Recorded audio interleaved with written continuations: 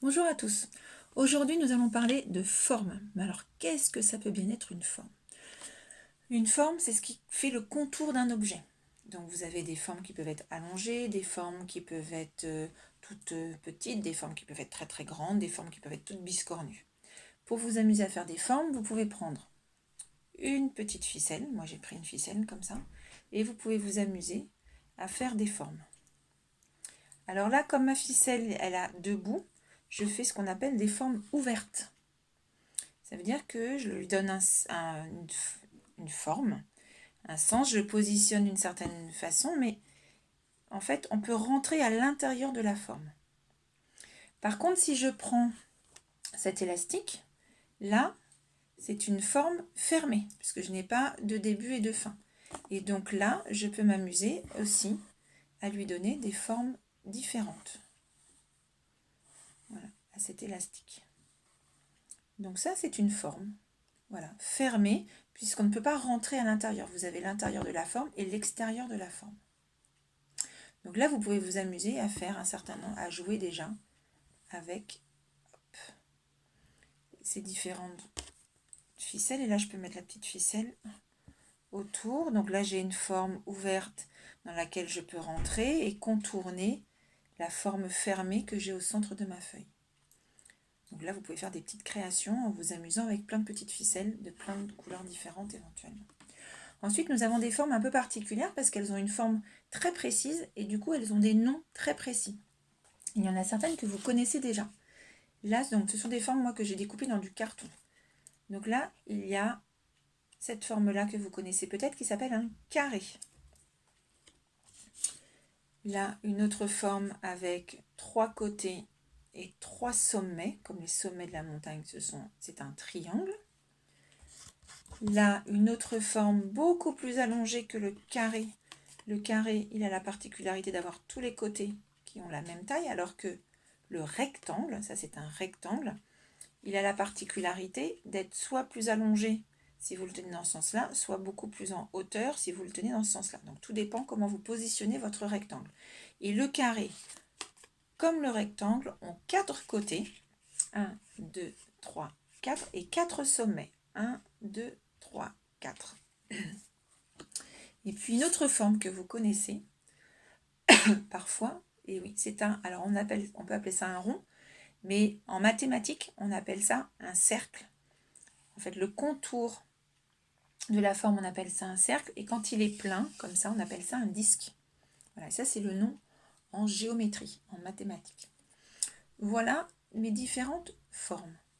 Donc on peut commencer par essayer de rappeler les noms l'un après l'autre. Donc moi je peux commencer et vous pouvez redire ensuite. Donc celle-ci, c'est un carré. Carré, très bien. Là, un triangle. Triangle. Un cercle. À vous. Un cercle. Bravo. Et un rectangle. Un rectangle. Bravo. Ensuite, je vais vous demander de me dire où est le carré. Est-ce que tu peux me montrer le carré? Oui, le carré est là. Bravo. Où est le rectangle, pardon. Le rectangle, il est là. Bravo. Le cercle. Le cercle, il est là. Très bien. Et le triangle, il est là. Bravo. Avec ses 3 côtés et ses 3 sommets. Est-ce que le cercle, il a 3 côtés et 3 sommets? Non, le cercle, il est tout rond. Il n'a pas de côté, il n'a pas de sommet, il a un contour. Voilà. Maintenant, on peut faire des jeux de devinettes aussi. Montre-moi la forme qui a 3 côtés et 3 sommets. Donc, on peut me montrer. Et est-ce que tu connais son nom?